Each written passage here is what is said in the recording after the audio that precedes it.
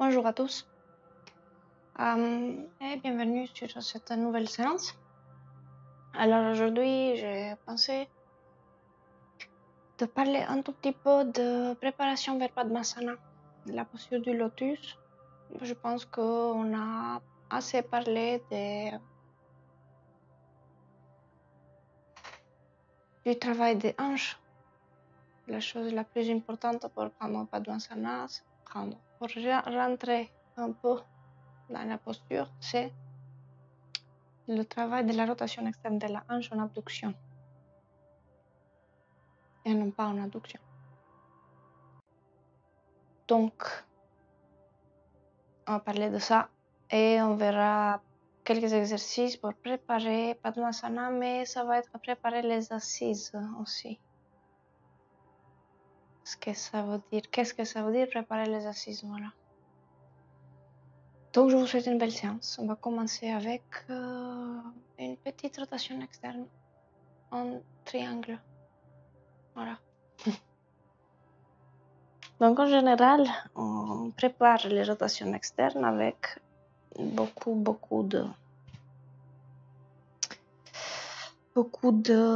d'exercices du début, comme l'exercice avec la chaise. Vous voyez? Donc, on va aller tout à fait, très simplement, dans le triangle comme on est. Écart, 1 mètre. Restez bien dans vos talons. Sentez ce qui se passe dans le dos, sentez ce qui se passe dans le ventre. Est-ce que vous êtes assez en introversion? Et on va venir faire une rotation externe du pied droit, par exemple. Et on reste avec le bassin de face. Et contrôlez-vous de temps en temps. Avec un petit bâton que vous mettez sur les 2 ailes iliaques. Et regardez si le bâton il est parallèle au tapis. S'il est parallèle à l'axe du corps. Et regardez aussi s'il est de niveau. Et vous restez avec cette histoire de garder le bassin de niveau et de face. Et on va fléchir le genou avant. Toujours garder cette histoire de bâton qui reste à l'horizontale. Restez avec le poids dans les talons. Alors, normalement, maintenant, vous avez quand même commencé avec la balle et le plan incliné. Voilà, j'ai rien dit parce que je le dis à chaque fois. Si vous n'avez pas fait la balle et le plan incliné, vous arrêtez la vidéo, vous le faites et vous repartez à nouveau avec la vidéo. Restez bien bassin de face et de niveau. Donc moi, c'est un peu faussé par la caméra, tout ce que je fais. Donc là, par exemple, si je cherche à être de niveau, ça va être là. Mais la caméra ne dit pas ça. Alors, s'il faut, restez là comme vous êtes. Il y a un niveau à bulle chez moi. Et donc, quand vous faites ça avec un niveau à bulle et un bâton, là, le niveau à bulle dit que je suis de niveau. Et la caméra dit que je ne suis pas de niveau. Donc, méfiez-vous à l'optique. Là, je suis pile poil à de niveau. Et je suis de face parce que je vois que le bâton, il est parallèle à mon tapis. Et vous pouvez fléchir tout en contrôlant si vous êtes de niveau. Le bâton, vous le mettez dans les 2 ailes iliaques. Les 2 os qui ressortent ici. Donc là, c'est une préparation dans la rotation externe du triangle. Vous pouvez laisser tout ça au sol. Et ce qu'on va faire, ça va être de déplier le genou avant en poussant le tapis vers l'avant. Ça va pousser le bassin de l'autre côté. Et je cherche à m'allonger au niveau du côté droit, du côté du genou droit. Et je cherche à m'allonger. Je ne cherche pas du tout à descendre. Gardez bien le poids dans les talons.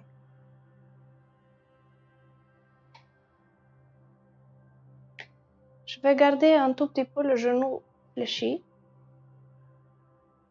pour me donner encore plus de travail dans l'étirement ici et dans la rotation externe aussi.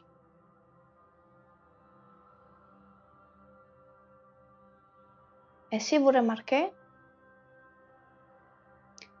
ici nous sommes dans une rotation externe.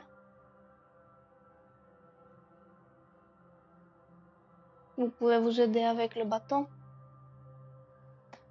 Et nous sommes dans une rotation externe où la hanche, elle sort. Elle n'est pas devant moi. Si cette jambe, je voulais l'amener encore plus en rotation externe, je serais dans un talon au sol. Et là, c'est pas possible de le garder ici parce que ça va dans la sacro-iliaque, puisque je suis debout.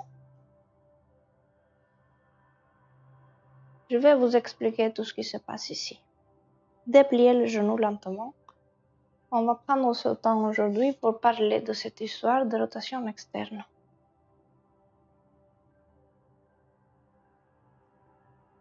Rotation externe en abduction, celle-là.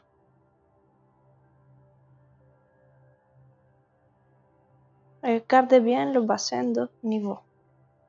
Restez dans la posture. Rien ne nous oblige à descendre plus.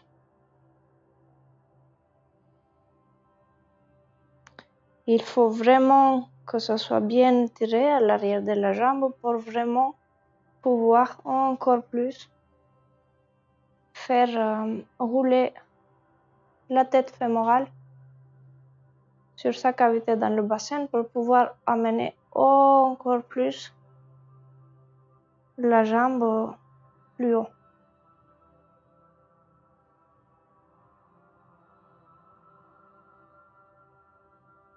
Donc restez dans cette poussée, c'est pour ça que je garde volontairement ce genou un peu plié pour continuer à pousser le talon dans le sol pour le déplier. C'est tout petit, mais ça fait tout le travail.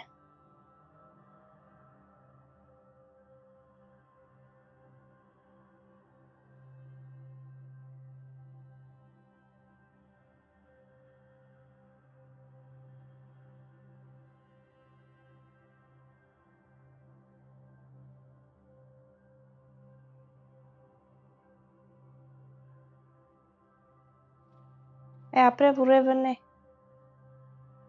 Et pour revenir, c'est la poussée de la jambe gauche qui va venir pousser mon corps vers la droite, qui va obliger mon genou de se fléchir pour me redresser. Et je viens de face. Sentez ce qui se passe dans les deux hanches, les deux côtés du bassin.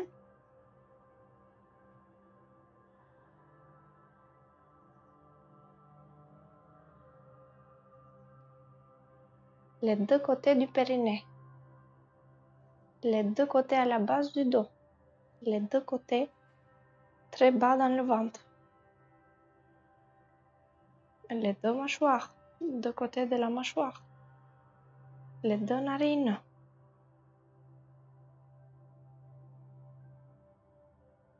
Et on va aller de l'autre côté. Mais sentez bien ce qui se passe.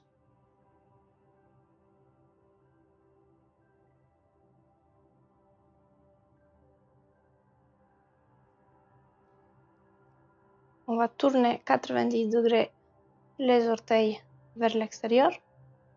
L'autre pied, on va ramener un peu plus vers l'intérieur les orteils, mais on va rester surtout en rotation externe ici dans la hanche, en poussant le talon dans le sol. De l'autre côté, on est bien dans le talon. Et on va fléchir le genou. Et on va essayer de garder le bassin au plus de face et de niveau. Mais ça va être la même histoire. De chercher à mettre le bassin de face sans que le genou avance. et de niveau. Là, si je mets le niveau à bulle, je suis de niveau.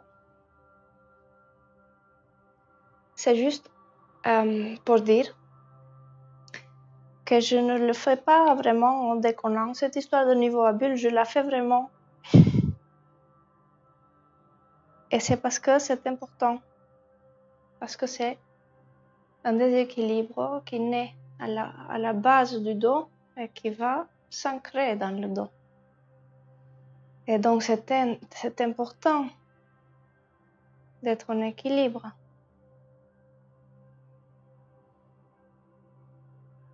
J'ai mes mésanges qui arrivent à la fenêtre, c'est trop bien.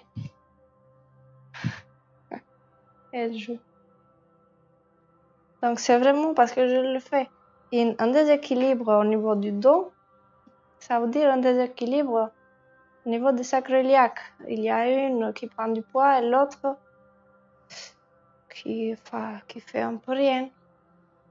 Et il y a peut-être une qui devient plus compacte et l'autre qui devient plus faible. Donc si je veux faire des enfants, bon. Ou alors si je veux faire du travail, il y a un côté du dos qui va être en condition de travailler, un côté. Et l'autre qui va abîmer la sacroiliaque, c'est tout. Donc je dis ça, je dis rien. Je veux bien que ça soit faisable. Mais on parle ici de finesse. Et de finesse qui sont des raisons pour des choses finesse. Il faut vraiment faire attention parce qu'on croit que la science nous dit cause-effet. Et il n'y a pas d'intervalle entre les deux. Il n'y a pas d'intervalle. Mais il faut faire attention. Cause-effet, cause, ça peut être très facilement en déséquilibre dans les sacroiliaques. Effet, ça va donner une scoliose. Ça va donner plein d'autres choses, ça peut donner plein de choses. Et vu qu'il y a un intervalle entre les deux, on ne se rend pas compte. C'est comme si vous allez déforester la vallée, je sais pas quoi, construire au bord de la rivière. Et après, un beau jour, 50 ans plus tard, il y a une petite inondation et là, on ne sait pas ce qui s'est passé, c'est quoi la cause, c'est quoi l'effet. Bah voilà, c'est la même histoire. Donc, faut pas croire qu'on n'est pas au courant. On est quand même au courant quand on fait les choses qu'il y aura des effets. Bon, je vous laisse rester dans la posture en attendant. Je fais ma petite histoire. Vous dépliez le genou, vous vous allongez du côté du genou. Tendu. Qui veut s'étendre, qui n'est pas tendu, je le garde toujours un tout petit peu fléchi pour toujours garder l'action de vouloir le déplier. Et je garde aussi une action de pousser le bâton vers le sol. Et remarquez, je n'ai pas du tout besoin de creuser ici. Tout ce que je veux, c'est travailler la rotation là. Donc, ça n'a rien à voir avec le reste du corps.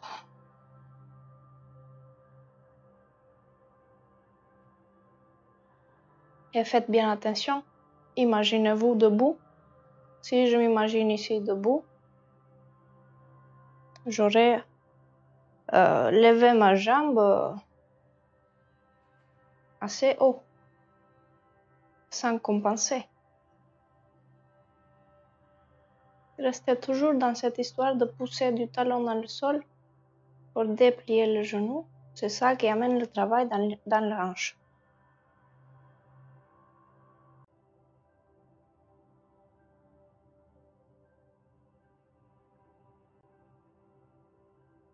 Donc une petite préparation de Trikonasana comme ça. C'est très bien pour mobiliser les hanches. Mais si vous n'avez pas du tout travaillé la rotation externe, il faut commencer par les autres vidéos que j'ai fait déjà pour les rotations externes. où on trouve des exercices plus faciles. Là, on va quand même vers Padmasana. C'est du travail assez intense. On n'est pas du tout dans le début de l'histoire ici.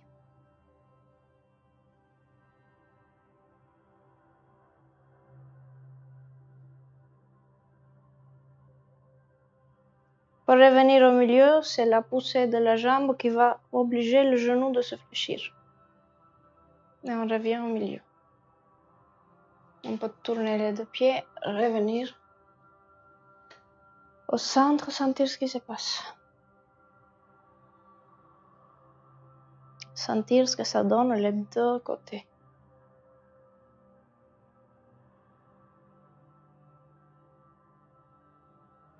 Les sensations que vous avez, les différences à droite et à gauche, des deux côtés.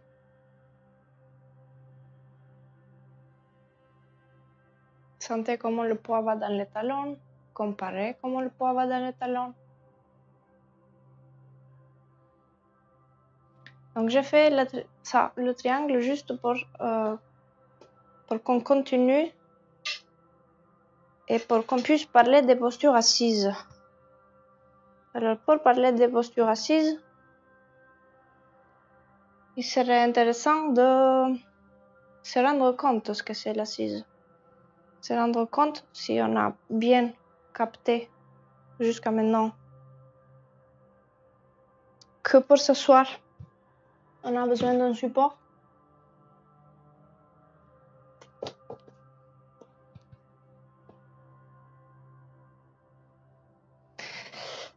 Pour être en antéversion du bassin et non pas en rétroversion du bassin. Tout simplement, il ne faut pas du tout oublier cette histoire de garder l'antéversion du bassin active. Avec les jambes si on n'a pas de support. Si j'ai pas de support, je vais être obligée d'utiliser mes fléchisseurs de hanches pour tirer mon bassin vers l'avant, vers l'antéversion. Cette antéversion va permettre à la cinquième lombaire de se placer dans l'aplomb qu'il faut pour que tous les autres vertèbres puissent se placer dans l'aplomb qu'il leur faut, pour que la cage thoracique s'appuie dans une colonne qui s'érige et non pas dans une colonne voûtée, et pour avoir une respiration complète, tranquille et longue et durable, sans contraction du dos ni du ventre. Donc voilà, petit aparté assise. On va continuer un peu dans la rotation externe. Mais cette fois, on va être allongé et on va prendre la frite au cas où vous avez des envies de rétroversion. Et on va se mettre au mur. Donc je vais vous montrer ça de profil. La frite, elle est sur la cinquième lombaire, au niveau de la cinquième lombaire. Et déjà ici, je serai à demi-uttanasana. Ou alors, je serai à dandasana. Donc si vous remarquez ce qui se passe, c'est une assise avec une antéversion. Donc le dos restera ici. Et ce que je vais préparer, ça va être les rotations externes.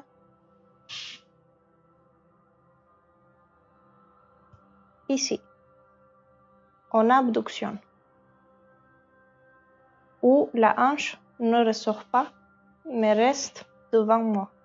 Pourquoi? Parce que Padmasana a besoin d'une rotation externe où les genoux sont relativement près l'un de l'autre, pour pouvoir mettre le tibia et non pas la cheville dans le pli de laine.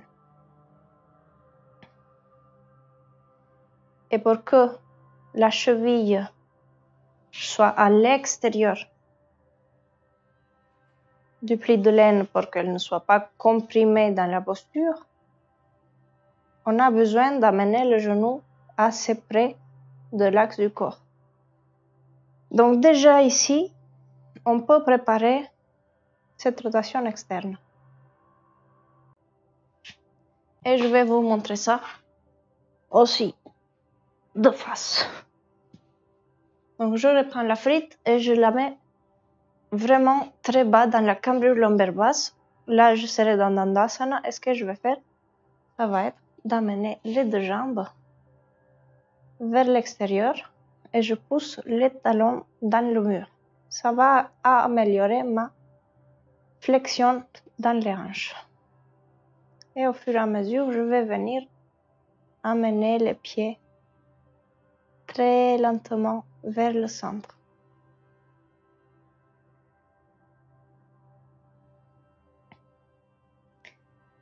Et là, ça serait vraiment de préparation. Puisque ici, je suis juste en train d'améliorer la flexion de la hanche. Mais en sachant que dans Padmasana, je suis dans une certaine flexion de hanche, dans ma hanche, dans les deux hanches de toute façon. Donc, j'en aurai quand même besoin de cette flexion. Donc, cet exercice où on cherche à venir amener les jambes vers l'avant, ça nous aide à préparer ce besoin de flexion dans la hanche. Et le dos, il reste érigé. Si j'étais assise au sol, en faisant ça, j'aurais besoin d'un support et même peut-être d'une sangle pour garder l'antéversion aussi longtemps active. Si je suis au sol, je sais que le dos il reste érigé et je reste dans une antéversion normale. Donc ce que je vais faire pour continuer, ça va être que je vais allonger une jambe et je vais amener l'autre jambe sur le tibia. Donc cheville, malléole externe sur le tibia et je cherche à amener mon genou loin de la hanche, donc de créer de la place.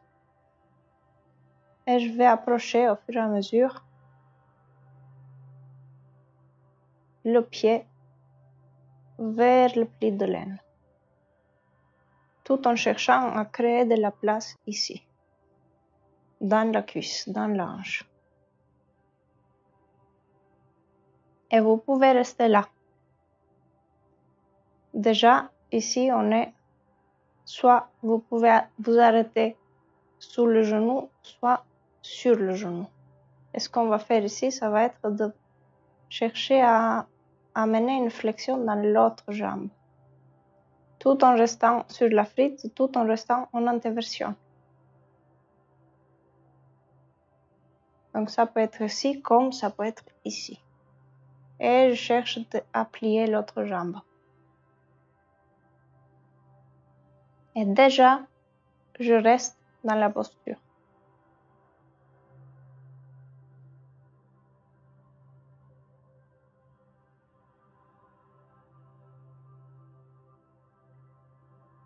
Si je cherche à fléchir mon genou encore plus, je sens que ça décolle le bassin. Donc, ne laissez pas que le bassin se décolle.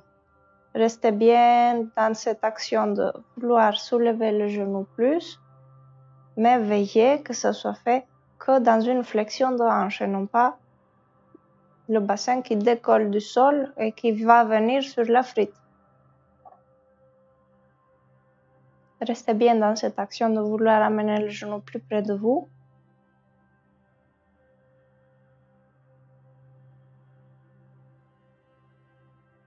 Et si possible, peut-être d'amener un peu plus vers l'intérieur la jambe. Un peu plus le tibia vers l'axe du genou.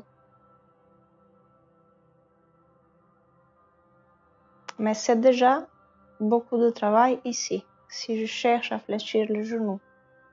C'est déjà beaucoup de travail pour l'étirement à l'arrière des pelvis trochanteriennes, chose nécessaire pour la rotation externe.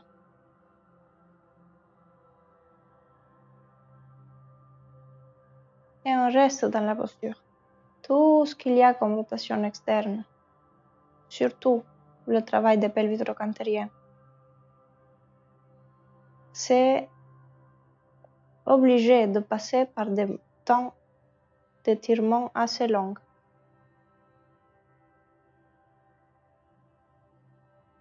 Donc restez bien dans cette action de vouloir amener le genou vers vous. Ça active le fléchisseur de la hanche ici. Et de l'autre côté, ça étire le pelvis trochanterien. Et si possible, vous cherchez à amener le genou encore plus vers l'avant. Donc le pied vers le pli de l'aine, vers l'action de Padmasana. Et vous cherchez encore à fléchir le genou, tout en restant bassin au sol. Le bassin ne se décolle pas du sol, il reste au sol. Des deux côtés, il est au même niveau.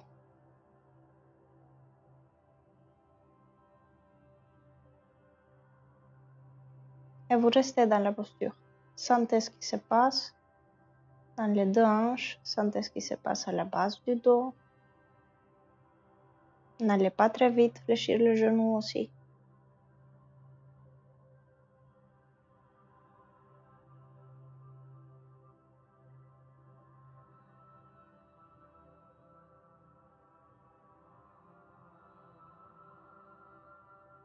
Et restez bien dans la posture.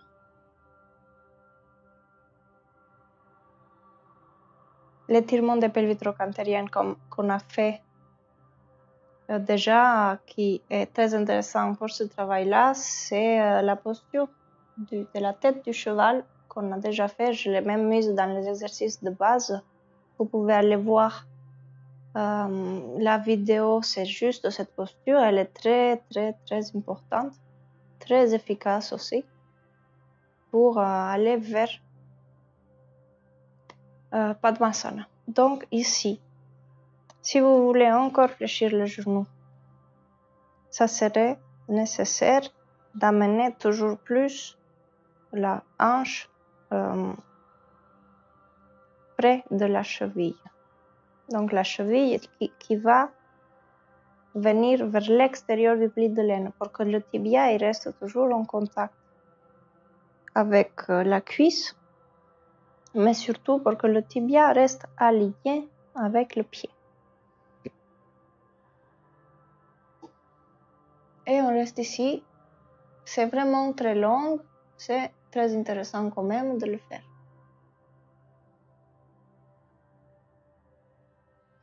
Et ça peut même commencer que là. Et vous pouvez vous arrêter que là. C'est déjà quelque chose.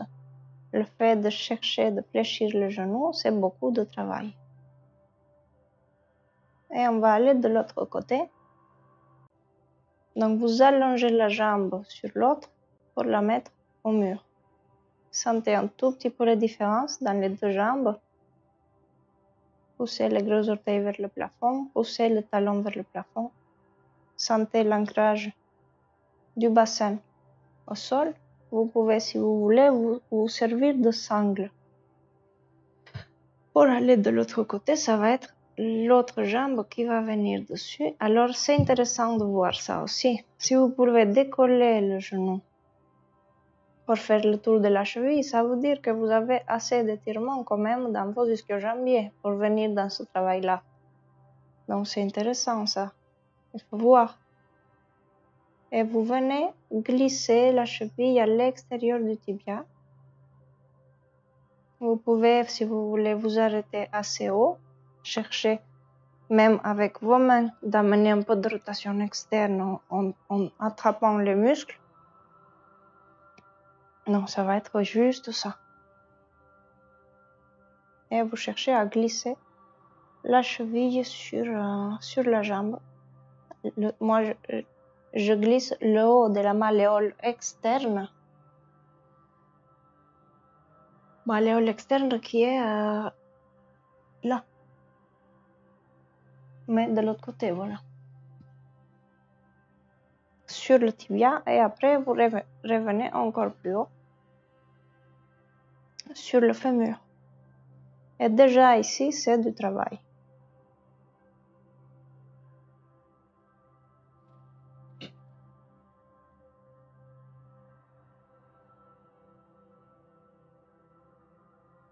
Donc, restez présent dans la posture, donnez du temps à la rotation de se faire. Et remarquez aussi la différence avec l'autre côté. On a toujours un côté qui est plus facile que l'autre en rotation externe, comme dans plein d'autres actions. C'est la même histoire. Cherchez vraiment à garder cette rotation active. Alors ici, si vos ischions sont au mur, c'est bon pour la jambe qui reste au mur.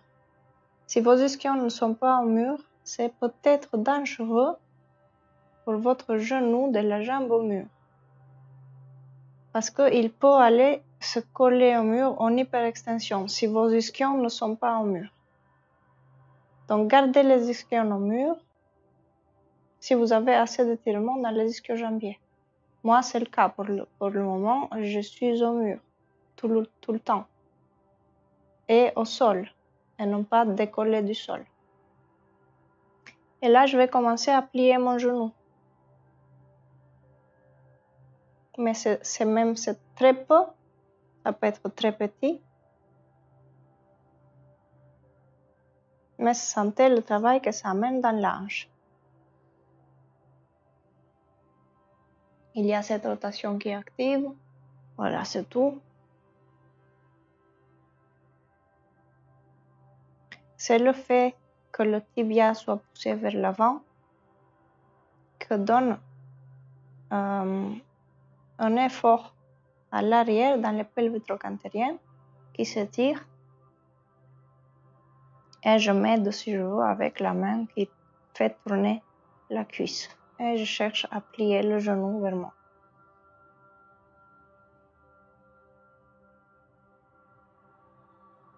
Donc tout ça, tout en gardant le bassin au sol. Remarquez que si j'étais assise, ça serait pareil pour mon dos.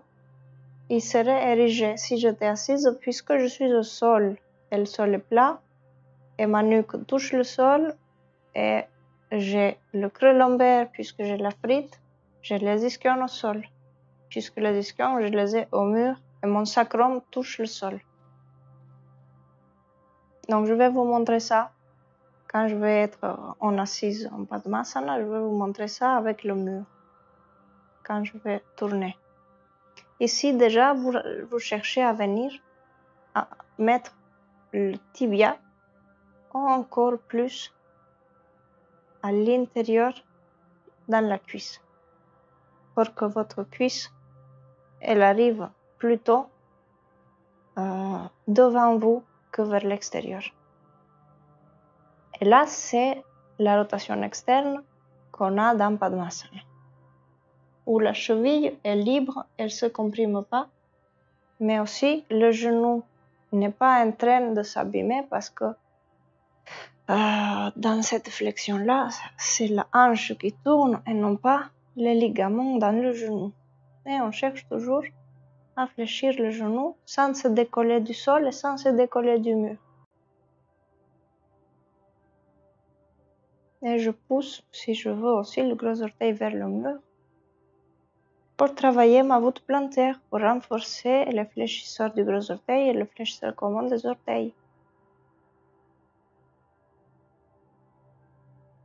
Et je peux faire ça des deux côtés s'il faut. Mais je cherche à garder bien les deux fesses au mur et le sacrum au sol. De temps en temps, vous relâchez un peu vos tensions. Sentez comment ça bouge dans la hanche. En rotation externe, sentez l'étirement qu'il y a dans la hanche.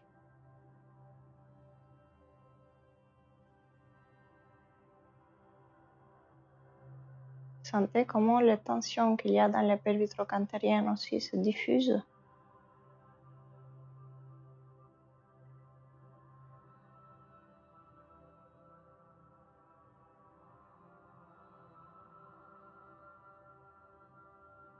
et rester comme ça dans la posture. C'est une préparation.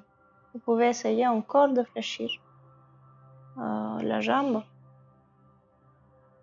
tout en gardant les fesses au mur et le sacrum au sol.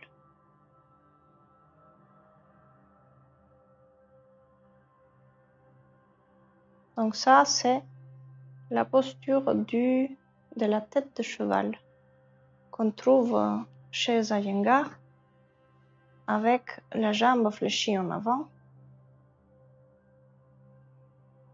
le pied dans le creux, ici dans le pli de laine, et on se retrouve plutôt là, avec les deux, avec le genou au sol et l'autre genou plié devant. Donc remarquez que Iyengar, il prépare cette posture avant de nous amener dans le cycle de Padmasana. Padmasana qui demande déjà cette rotation externe. Mais dans ce cas, c'est le devant du tibia qui se met à l'intérieur de la cuisse. Donc c'est le devant du tibia qui se met à l'intérieur de la cuisse. Et c'est parce que c'est le devant du tibia que la cheville reste alignée. Et il cherche encore à fléchir, à fléchir, à fléchir. Donc ça serait ça, dans sa posture de la tête du cheval finale.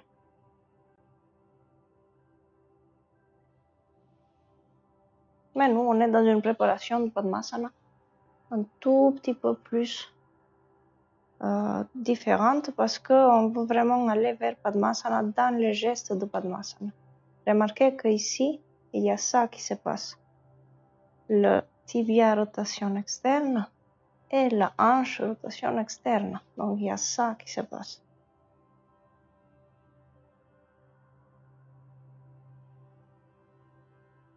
Et si vous voulez, vous pouvez fléchir encore. Bon, sinon, on va sortir, on va allonger la jambe sur l'autre. Donc ça, c'est déjà un petit travail de préparation pour Padmasana. Alors, il y a plusieurs façons de travailler ça. On peut même commencer avec une jambe en Siddhasana et l'autre qui cherche à venir en Padmasana, en Ardha Padmasana. On descend simplement et on amène le genou loin. Et le genou, on l'amène loin avec l'action d'amener loin le genou, comme on fait d'habitude avec la chaise. Et on peut même garder ça vertical et juste chercher à amener le genou loin. Donc c'est déjà aussi une autre préparation pour Padmasana. C'est ça qu'on cherche à faire au fur et à mesure. Et pour préparer Siddhasana, par exemple, on serait tout simplement fesses au mur, frites derrière la 5e lombaire, sacrum au sol. Normalement, là, on y est. Et pour aller, par exemple, travailler l'autre côté pour Padmasana, on serait dans une même situation. On cherche à amener le genou loin vers le haut. Donc ça, c'est des préparations possibles. On peut aussi juste rester en Ardha Baddha Padmasana. Et on peut aussi chercher à venir de l'autre côté. Et on reste à l'arrière du genou pour venir en 2 rotations externes. Faites attention à bien rester fesses au mur, sacrum au sol. Frites très basses dans la 5e lombaire. Nuque longue, si la nuque elle est creuse, vous mettez un support dessous. Donc ça, c'est aussi une autre option. Et si on veut, on peut venir vers ça. juste en mettant la cheville et le tibia sur le genou, plutôt en rotation bien externe de l'autre côté. Donc ça, c'est un pas pour venir encore vers ça. Donc si on peut aller vers là, c'est déjà quelque chose. Donc c'est une préparation, mais ça peut commencer juste ici, ça peut rester là aussi. Et on cherche à amener les genoux vers le mur, les deux genoux vers le mur. Faites attention, pour le moment, ici j'ai la cheville qui est sur la cuisse. Mais quand je serai en Padmasana, ça va venir plutôt ici. Donc c'est plus le tibia qui est sur la cuisse. La cheville reste libre, alignée avec le tibia. Donc ça serait plutôt ce travail d'approcher les genoux l'un de l'autre. Et on peut rester dans cette action d'approcher les genoux l'un de l'autre. Vous remarquez que ça amène encore plus de rotation externe dans la hanche, dans le travail de la rotation de la hanche. Et on y reste.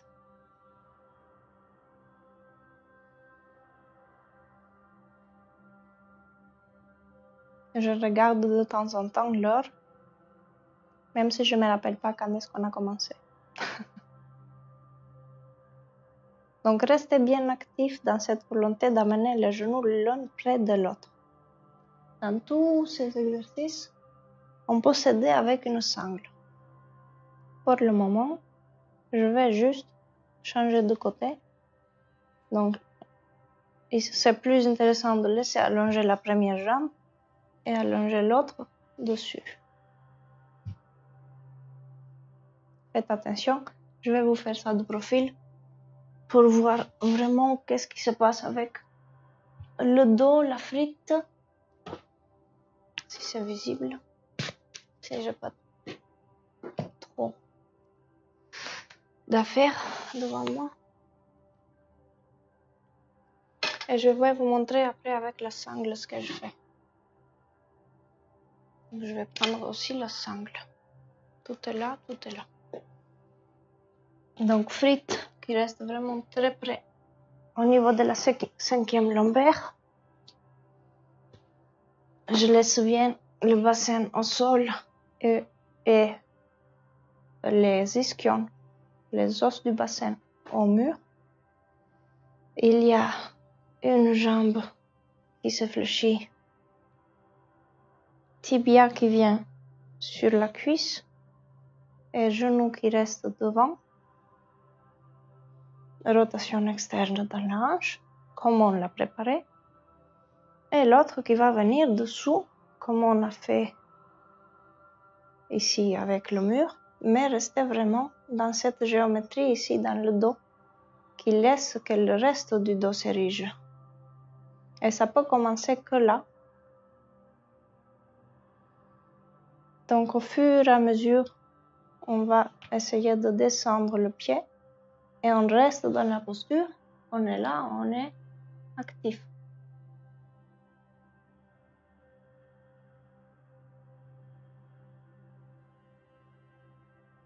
Sentez ce qui se passe dans les hanches, sentez ce qui se passe dans les pelvitrocanteriens, dans les muscles rotateurs des jambes, rotateurs externes plutôt, ici.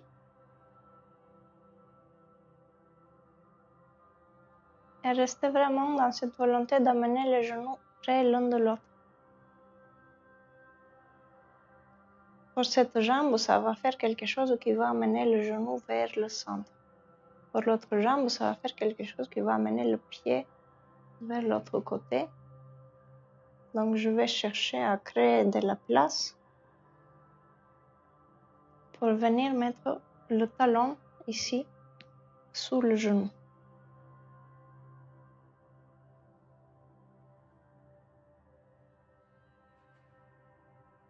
Laissez du temps pour que les hanches puissent travailler dans leur rotation externe pour que ça libère les articulations. L'articulation coxo-fémorale, c'est vraiment une articulation très puissante. C'est très puissant. Ça peut tenir beaucoup d'efforts. Donc, n'ayez pas peur, vous n'allez pas vous arracher une hanche. Je crois que pour faire une opération de remplacement de la tête fémorale, on utilise des poids de 800 kg.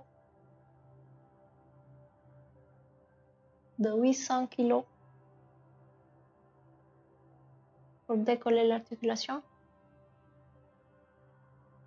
Donc, c'est vraiment pas petit. Et donnez du temps à cette rotation pour que ça se passe. Et vous venez descendre encore plus. La cheville, gardez bien la poussée du gros orteil loin pour garder l'alignement entre le pied et le tibia. Si vous êtes par exemple en train de faire une entorse, faites attention. Faites attention aux entorses. Donc gardez les versions du pied. Les deux fesses au mur, le sacrum au sol, la frite très bas, la nuque longue.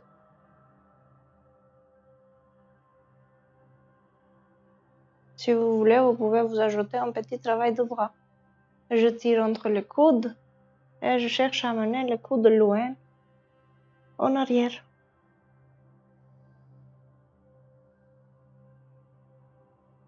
Et vous restez bien dans la posture, vous restez présent dans la posture. Cherchez à approcher les genoux.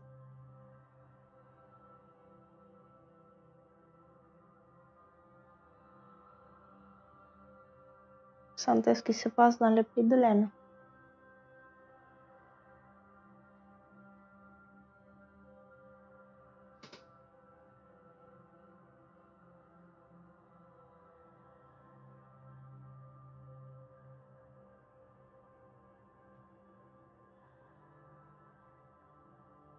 Donnez-vous du temps. Prochaine étape, ça va être d'amener le tibia au-dessus, cette fois, du genou. Gardez bien cette rotation externe active. Il ne faut pas que ça parte dans une entorse de cheville. Donc gardez bien les genoux près l'un de l'autre. Et vous vous donnez un peu de temps ici. Gardez les fesses au mur, le sacrum au sol, très très bas la frite. Et vous vous donnez du temps. Ici, les chevilles sont libres.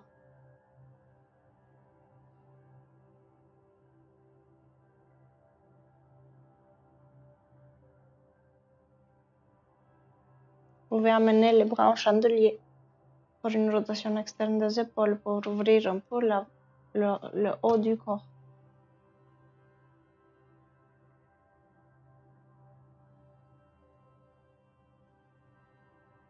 Alors, c'est beaucoup de travail pour arriver jusqu'ici.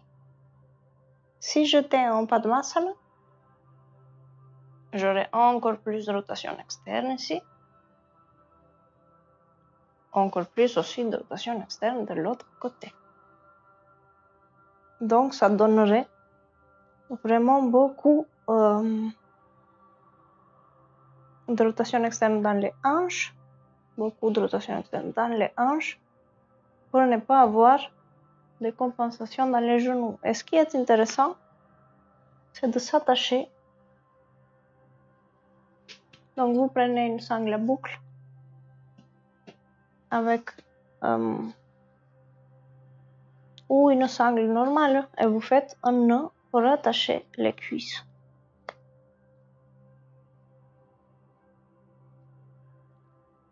Et vous faites un petit nœud, voilà.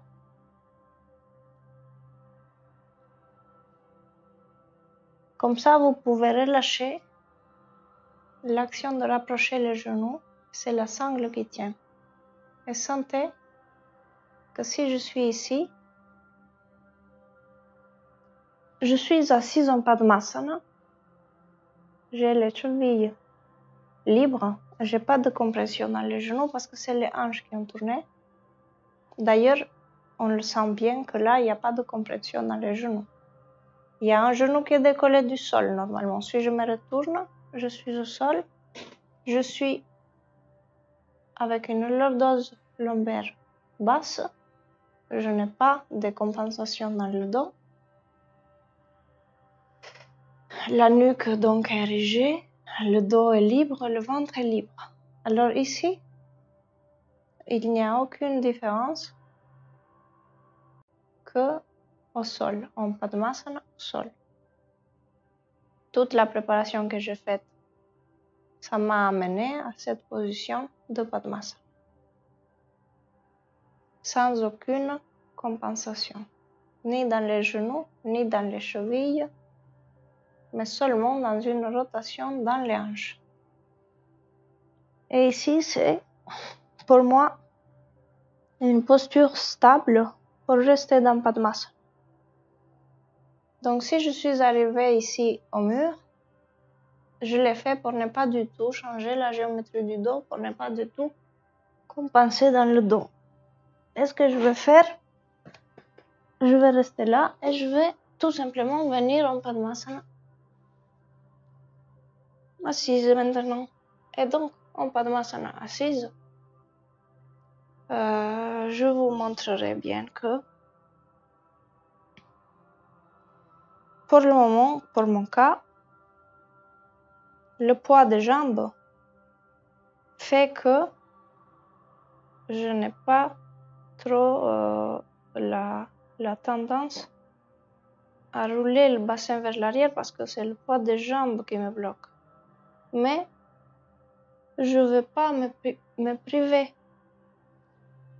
d'une petite cale que je vais mettre juste derrière mes ischions pour soulever les muscles fessiers. Et je vais même attraper les muscles fessiers pour les mettre sur la cale. Et là, je suis sûre que je vais être en antéversion avec zéro compression, ni dans le dos, aucun contrôle dans le ventre.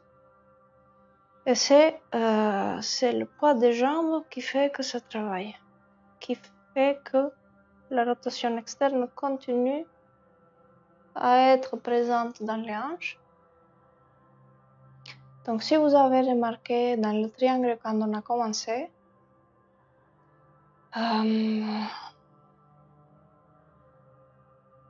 la rotation externe dans la hanche nous a amené une détente des mâchoires. Alors dans mon sens, il y a une raison pour l'assise en Padmasana.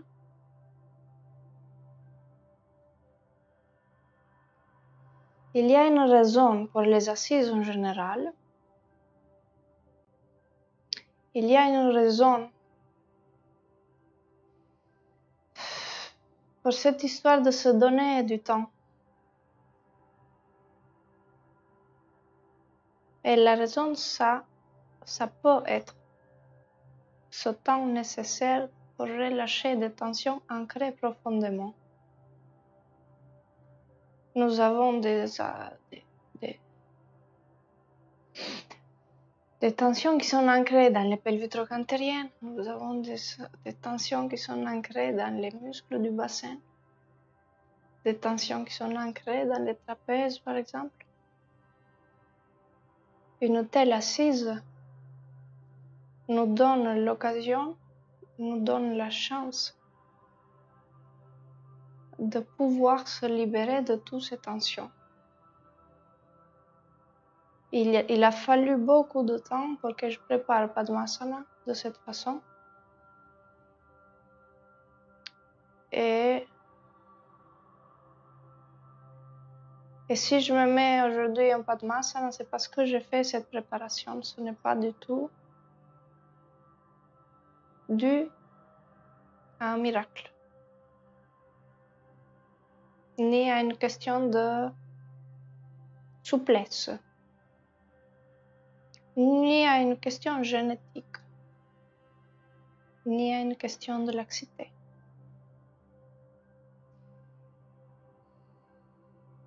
C'est un travail long, mais je vous assure qu'une posture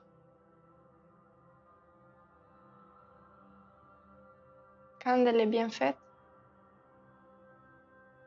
ça vous apporte une détente et une libération des tensions qui sont là depuis très longtemps, qu'on ne sait même pas, qu'on ne voit même pas. Et c'est tellement puissant de se poser comme ça.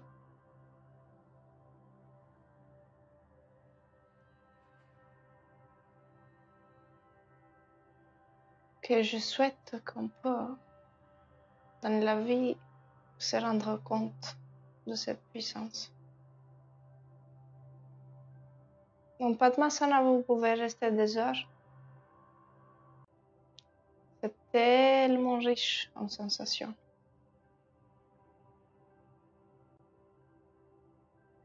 Et c'est peut-être la raison pour laquelle Iyengar nous parle de cette posture du lotus comme la posture clé pour pouvoir faire de la méditation. C'est curieux de lire ça, c'est curieux d'y penser. Mais si on n'a pas fait l'expérience, on n'est pas du tout, mais alors pas du tout conscient de ce que ça veut dire. Donc voilà, je le dis parce que ça fait des heures et des heures et des heures de pratique que je vous dis de revenir à la base et de revenir dans le respect du corps, dans la simplicité des choses qui se passent dans le corps,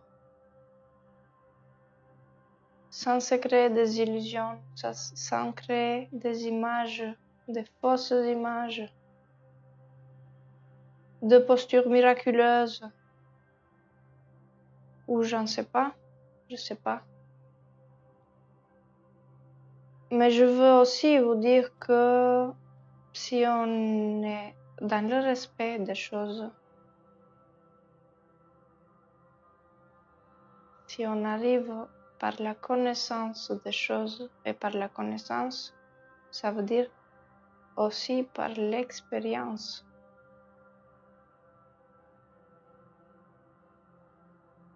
Et non pas par la compréhension.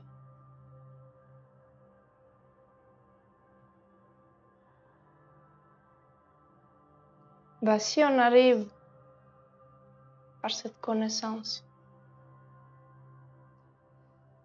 à aborder une posture graduellement, là on est dans le yoga. On est dans l'union. L'union de tout. Du corps, du mental,